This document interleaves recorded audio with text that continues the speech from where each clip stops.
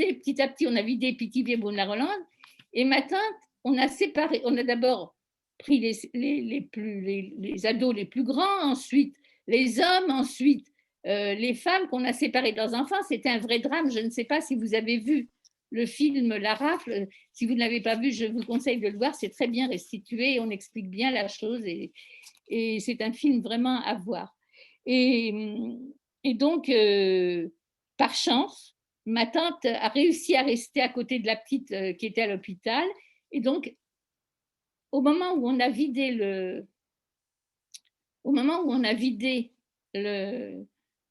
les camps de Pithiviers-Beaune-la-Rolande, on a pris tout le monde, tous ceux qui restaient sont retournés sur Drancy. Et donc, ma tante et les deux petites aussi, et la petite était toujours malade. Et par chance, de nouveau, la petite malade, elle va être. Les Allemands avaient très peur des contagions. Donc, quelqu'un qui était malade, on le soignait, on le guérissait et on l'envoyait à Auschwitz après. Ce qui fait que elle a été envoyée, la petite, à l'hôpital Rothschild, qui était devenu l'hôpital Rothschild était devenu une succursale, si je peux dire, du camp de Drancy. C'est-à-dire que l'hôpital était entouré de barbelés avec des gendarmes qui gardaient toutes les portes et tout. Et c'était vraiment une succursale de Drancy et c'était très difficile d'y rentrer et surtout d'en sortir, de s'évader. Il y a eu quelques évasions, mais il y a eu aussi un réseau de résistance qu'à chaque fois qu'un enfant était malade et soigné, on essayait de le faire évacuer, c'est connu, par les souterrains, par la morgue, et placer chez des gens à la campagne. Et il faut dire que pour cela, il fallait que les parents soient d'accord. Et naturellement, tout ce que je vous raconte, je l'ai su après en faisant grâce à mon activité avec Serge Klarsfeld et toutes les recherches que j'ai pu faire. Il y a à Orléans le musée des enfants du Veldiv où il y a là-bas tous les renseignements possibles sur les gens qui sont passés par les camps de Pithiviers-Beaune-la-Rolande, et on peut retrouver toute leur démarche, tout ce qu'ils ont. Et j'ai pu reconstituer comme ça le chemin de mes petites cousines et de ma tante. Donc pour vous dire, de nouveau, j'ai eu l'occasion en 94 de parler avec une petite infirmière qui s'occupait à Drancy, mademoiselle Damangou, qui faisait la navette entre Drancy et Rothschild. C'est elle qui voyait des enfants qui n'étaient pas bien ou des parents, des gens qui n'étaient pas bien, elle les faisait sortir, elle les amenait à Rothschild parce qu'on était quand même mieux à Rothschild qu'à Drancy. Et c'est elle qui a fait la navette pour donner des nouvelles de Daniel à sa maman qui était restée à Drancy et le contraire. Et de nouveau, mademoiselle Damangou m'a raconté qu'elle a demandé à sa maman de sortir la petite et la sœur d'ailleurs qu'elle avait fait réussir à ramener, d'essayer de la sortir. Et ma tante, qui voyait qu'elle était bien à Rothschild, parce que tout le monde l'avait pris en affection là-bas, les infirmières, même les flics l'aimaient bien. Donc, elle a dit non, elle est bien chez vous, il n'y a pas de problème, je préfère qu'elle reste chez vous, comme ça j'ai des nouvelles et tout. Et elle n'a pas voulu que mademoiselle Damangou trouve une place pour elle. Bien, donc, pour revenir à nous, au mois de septembre, maman, nous revenons sur Paris, on y reste 8 jours et on repart dans un autre endroit, dans le Loiret, chez une nourrice qui avait 7-8 enfants, tous juifs, qui étaient cachés chez elle. Elle était gentille, mais c'était une pauvre femme, elle n'avait pas beaucoup d'argent. Et je dois dire que là-bas, on a plus ou moins crevé de faim, on avait un petit peu la gale, on avait un petit peu des poux, mais on était vivants et elle était gentille, cette femme. Et je dois dire que beaucoup d'amis qui ont été cachés dans des chez des nourrices ou dans des familles, quelquefois, moi j'ai une amie, c'était une vraie petite Cosette. Elle a trimé comme c'est pas possible pour un enfant, quoi. Et il y a même eu des viols, il y a même eu des coups. Enfin, moi j'ai eu la chance, j'ai eu faim, j'ai eu froid, mais premièrement j'étais avec mon frère, ce qui me soulageait beaucoup, enfin pas qui me soulageait, mais qui me calmait beaucoup. Je voyais pas mes parents, mais j'avais mon frère, donc c'était plus facile. Et puis cette femme, elle était relativement gentille. Donc on est resté là-bas plus qu'un an, à peu près un an. Et, euh, et, et un jour on entend une carriole qui s'arrête devant la maison. Et donc, un monsieur sort et il se fait sortir une dame. Et à mon grand étonnement, à notre grand étonnement, à notre surprise d'enfant, on voit une dame et on reconnaît maman. Et Madame Madeline, qui s'était si bien occupée de nous, elle avait, elle avait, après j'ai compris qu'elle faisait partie d'un réseau aussi qui a caché des gens. Elle s'était arrangée pour que maman trouve une place d'employée de maison. Officiellement, elle était femme de ménage, cuisinière, elle faisait tout, mais chez des gens extrêmement gentils, extrêmement braves. Et mon père, normalement, était censé la rejoindre un petit peu plus tard. Et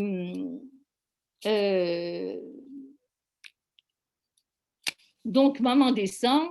Bon, elle pleure d'émotion, et elle pleure aussi de nous voir dans l'état un peu pouilleux qu'on est.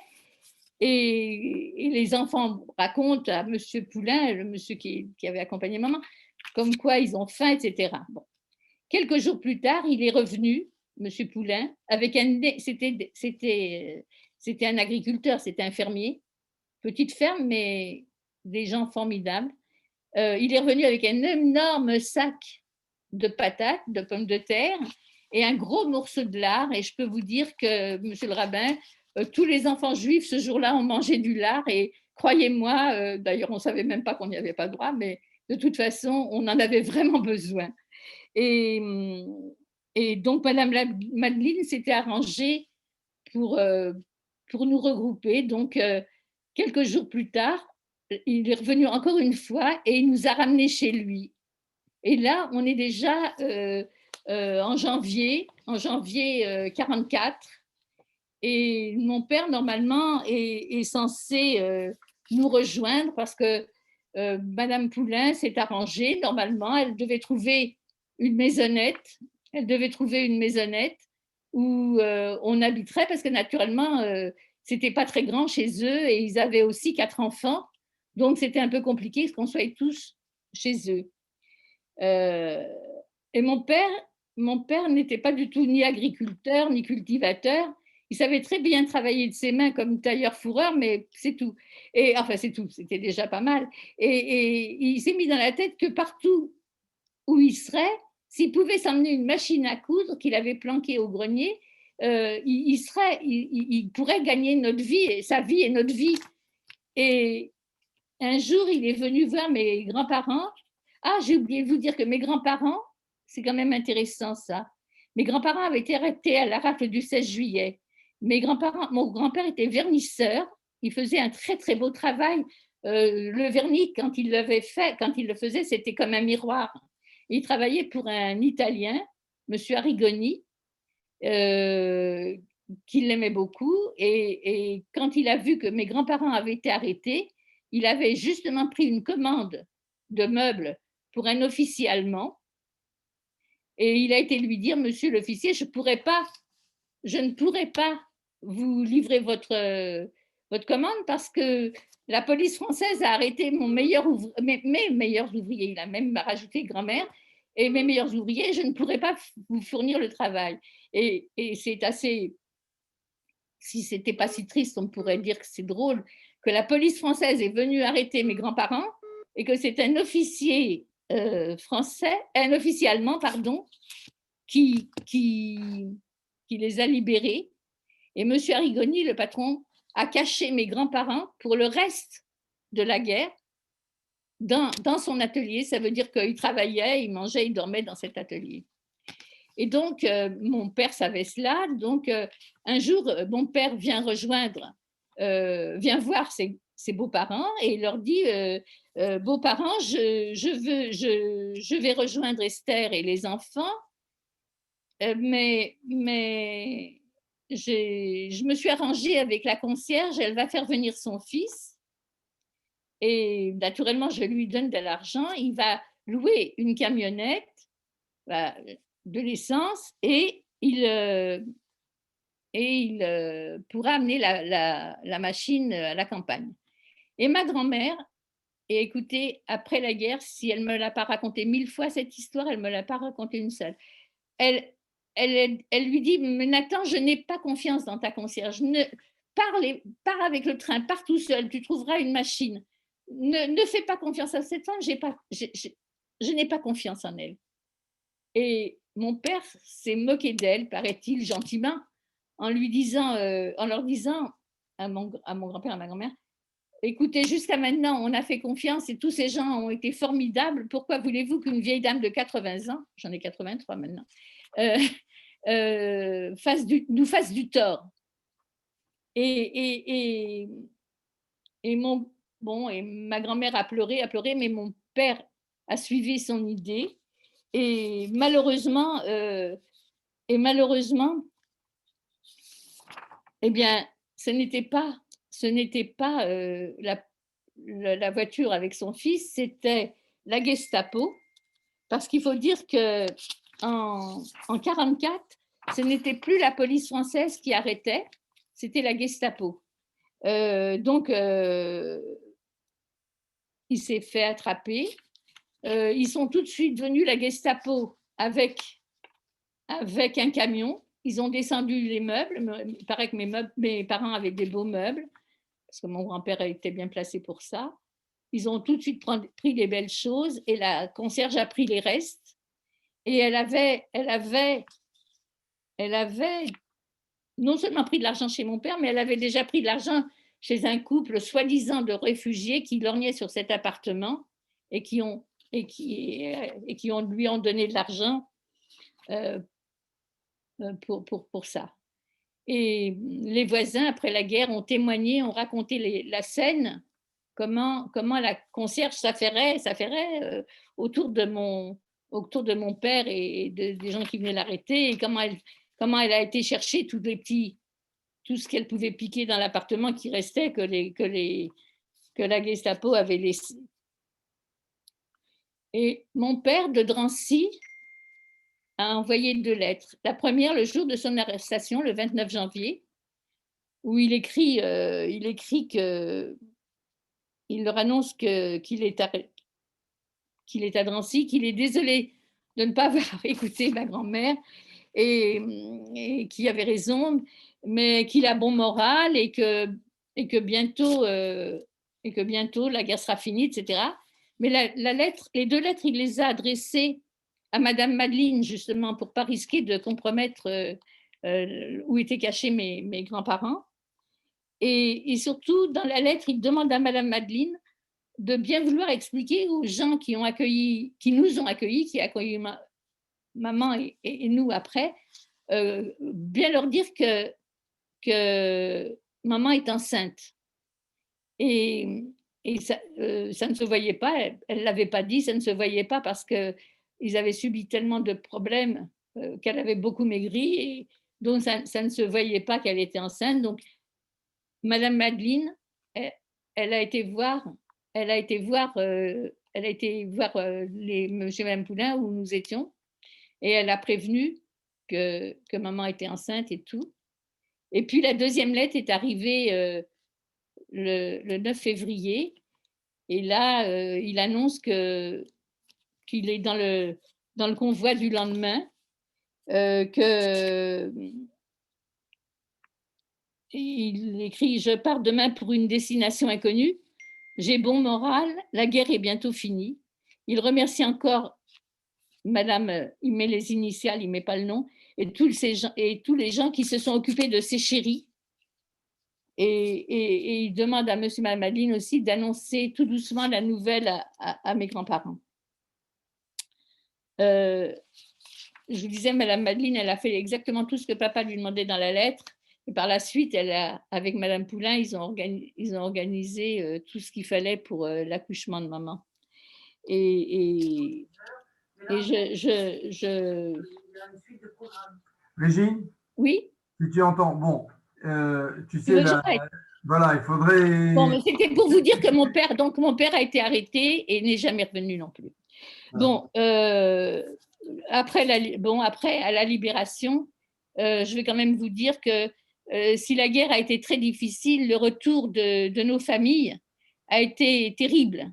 Parce que quand on est revenu, quand Paris a été libéré, on est revenu tout de suite en septembre, on n'avait plus rien. On n'avait plus d'appartement, on n'avait pas d'argent. On s'est retrouvés à 7, dont un nouveau-né dans le petit atelier de mon grand-père rue du Chemin Vert. Et le temps de tout récupérer et tout. Simone était née à la Chapelle Saint-Mémin, là-bas dans le Loiret, mais sous un faux nom. Elle n'avait pas le droit au ticket. Enfin, c'était vraiment dur. Ce que je veux surtout dire, c'est que pour nos familles, bon, on a été dans l'attente des déportés. Et ça a été terrible. L'attente, l'attente, l'attente. Et aussi, le manque d'aide pour ces femmes qui sont restées seules et avec des enfants. Et bon, c'était pour tout le monde, c'était dur pour tout le monde, mais bon, enfin voilà. Et donc, petit à petit, on a récupéré, ma grand-mère a récupéré son petit appartement au 3e étage. Maman a récupéré le petit appartement. Le grand, elle n'a jamais pu le récupérer. Elle n'avait pas assez d'argent et pas assez de force pour se battre contre ça. Et, et, et voilà. Et la vie a été, pour moi, comme enfant, plus dure après la guerre que pendant la guerre. Parce que j'ai eu beaucoup de chance de tomber sur des gens formidables, alors qu'après la guerre, on n'avait plus rien, plus d'argent. J'étais, et pas que moi, on était, d'un côté, j'étais avec grand-mère qui pleurait ses 3 fils et son gendre. Elle se cachait de maman pour pleurer. Maman se cachait de grand-mère pour pleurer. Moi, j'étais au milieu et tous les jours, je les entendais qui priaient, qui réclamaient, jusqu'au jour où je me suis mariée avec, avec Maurice. Je crois que j'ai toujours vu, entendu maman et grand-mère attendre. Maman avait mis papa sur un piédestal, elle n'a jamais refait sa vie. C'était très, très dur. Bon, et je me suis mariée, j'ai eu 2 enfants et toujours j'avais l'obsession, comment c'était possible que des hommes en bonne santé, comme mes oncles, comme mes cousins, comme ma tante, des gens qui étaient en bonne santé, sont partis et qu'on n'a aucune nouvelle d'eux. Et maintenant, on nous dit qu'ils sont certainement morts, mais il a fallu faire des tas de démarches. On ne savait rien. Et, et on ne savait pas où, et on ne savait pas comment, et on ne savait pas si c'était vrai. Maman disait, c'est pas possible qu'ils soient morts. Ils sont peut-être amnésiques, ou ils sont peut-être partis en Russie. C'était des lamentations, je dois dire, tous les jours, tous les jours. Et moi-même, je me rappelle, j'étais fiancée, j'étais place de la République à Paris avec mon futur. Et tout d'un coup, je vois une silhouette de loin et je le laisse tomber et je cours, je cours. J'avais eu l'impression que je voyais mon père. Et quand je suis arrivée devant la personne, eh bien, ce n'était pas lui. Donc, au bout de quelques années, en 74, naturellement, j'avais déjà bien entendu parler de Beat et de Serge Schwarzfeld, mais bon, on était dans notre travail, il fallait s'occuper, je ne pouvais pas laisser tomber maman et grand-mère et mes petites sœurs qu'il fallait aider et tout. Donc, on travaillait, mais on avait toujours ça dans la tête. Et quand Beat et Serge Schwarzfeld ont commencé à faire ce qu'ils ont commencé à faire, c'est-à-dire la gifle à Kissinger et tout ça, on pouvait pas on pouvait pas ne pas s'y intéresser. Mais jamais j'aurais pu croire que moi, j'irais travailler avec eux. Mais, enfin, bénévolement, bien sûr, mais que j'irais avec eux. Et un jour, c'était en 74, je ne me rappelle plus la date exacte, j'ai une cousine de Maurice, de mon mari, qui nous appelle et qui dit, tu sais, Henri, qui travaillait chez eux, qui était aussi un enfant de déporté, il a réussi à rencontrer Serge et Beat Klarsfeld. Et si tu veux, on organise chez nous ce soir une petite réunion. On sera 5-6 couples d'enfants déportés et on verra ce qu'on peut faire avec Serge et Beat Klarsfeld. Ils avaient déjà fait beaucoup de choses, mais bon, on ne se rendait pas compte, nous, de tout ce qu'ils avaient fait déjà. Et bon, bien sûr, c'était un grand honneur et c'était formidable de pouvoir les rencontrer. Ils sortaient d'ailleurs d'une autre conférence qu'il avait donnée. Et chez nous, c'était en toute simplicité. On lui demande quels sont les projets et on lui demande ce qu'on peut faire pour les aider. Il a commencé par rire, il dit tout le monde veut m'aider, puis je ne retrouve jamais plus personne après. Et on lui a dit oui, mais nous, on est des enfants de déportés, on veut faire, on veut savoir. Il dit bah, écoutez, justement, j'ai retrouvé dans les archives du CDJC, c'est-à-dire l'ancien mémorial de la Shoah, mais c'était tout en fouillis, en bagarre, j'ai retrouvé des archives c'est-à-dire ce sont comment dire, des duplicata, des convois qui sont partis de France avec le nom et avec l'état civil des déportés. C'est-à-dire que chaque convoi qui partait, les nazis demandaient à ce qu'il y ait une liste de ces gens qui accompagnent la liste, une feuille partait avec les déportés dans le train, je suppose, et puis une autre liste était pour la préfecture de police de Paris. Et je pense que ce qu'on a retrouvé au CDJC, c'était les duplicata qui avaient été récupérés à la préfecture de police de Paris. C'était du papier bulle, enfin pas du papier bulle, du papier buvard comme ça, comme on faisait avant, parce qu'il n'y avait pas de machine, il n'y avait pas de photocopieuse, il fallait appuyer fort et il y avait du carbone et c'était pas toujours très lisible, mais on a retrouvé beaucoup de ces duplicata. Et Serge nous dit il m'en manque, mais normalement je voudrais reconstituer toutes ces fiches par date et chaque fiche qui représente un convoi et faire. Et son but, c'était, nous explique-t-il, de tout mettre et de faire un livre qui regroupera tous les déportés. Et voilà le premier livre qui est sorti en 78.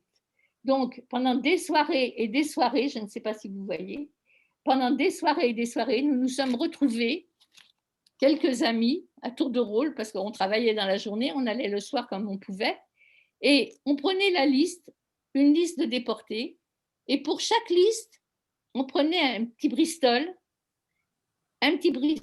on marquait le nom, le prénom, enfin tout ce qui était marqué comme état civil sur la liste. Des fois, c'était plus ou moins complet, avec, on s'en est aperçu plus tard, beaucoup de fautes dans les noms, dans les prénoms. Mais pour chaque Bristol que l'on faisait, on faisait un petit bâton, parce qu'il n'y avait pas toutes les machines de maintenant. Et tous les 5e Bristol, donc 4 bâtons, et on faisait un petit bâton en travers, ça veut dire qu'on faisait des petits fagots de 5 Bristol. Et à la fin, quand on avait fait tous les noms de la liste, on classait les petits Bristol par ordre alphabétique, et c'est comme ça qu'on a reconstitué le fichier de la déportation des Juifs de France. Et je dois dire que quelquefois, le soir, quand on travaillait, on n'avait eu aucune nouvelle de nos parents. On n'avait aucune archive. Donc, on n'y avait pas droit. Donc, de temps en temps, un copain qui aidait ou une amie criait « c'est mon père » ou « c'est mon frère ». Et c'était terrible. C'était terrible de voir la trace de ce qu'on a aimé enfin sur un papier. Et c'était dur et ça soulageait presque. Et donc, on a reconstitué tous les fichiers. On a reconstitué tous les fichiers. On a fait taper. Alors, il faut dire qu'on n'avait pas d'argent. Les Klarsfeld n'ont jamais eu beaucoup d'argent. On a aidé et on a fait taper les petits Bristol. On a fait taper les petits Bristol. Ça a été tapé par des bénévoles, des dactylos bénévoles, ou les élèves de l'Hort à Montreuil, qui à l'époque, à l'Hort à Montreuil, il y avait une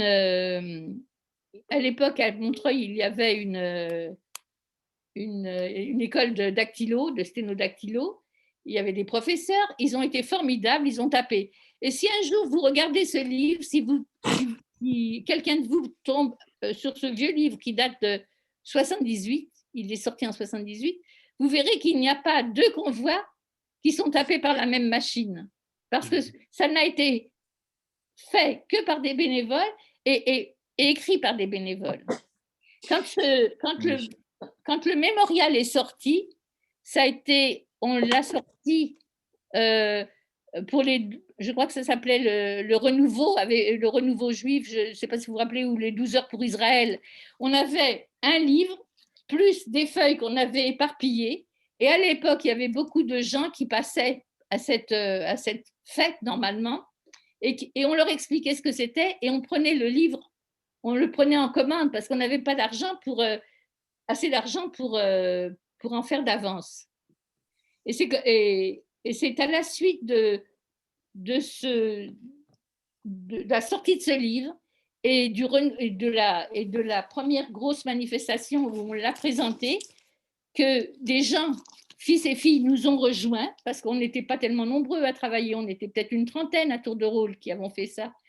Mais beaucoup d'enfants comme nous se sont retrouvés et se sont rassemblés. Et en 78, le livre est sorti, et en 79, il a été créé l'association des fils et filles de déportés juifs de France. C'est à la suite de l'édition de ce livre que l'association s'est créée.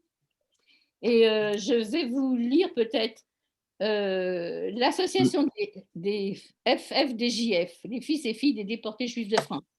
C'est créé en 1979 pour soutenir l'action de Beat et Serge Klarsfeld, qui visait à mettre fin à l'impunité des principaux responsables impunis allemands et français de la déportation des Juifs de France, à publier des ouvrages relatant très précisément ce que fut le sort des Juifs de France de 1940 à 1944, à défendre la mémoire des victimes juives, à lutter contre l'antisémitisme et à soutenir l'existence et la sécurité de l'État d'Israël, refuge des survivants et des persécutés et garant de la sécurité des Juifs dans le monde.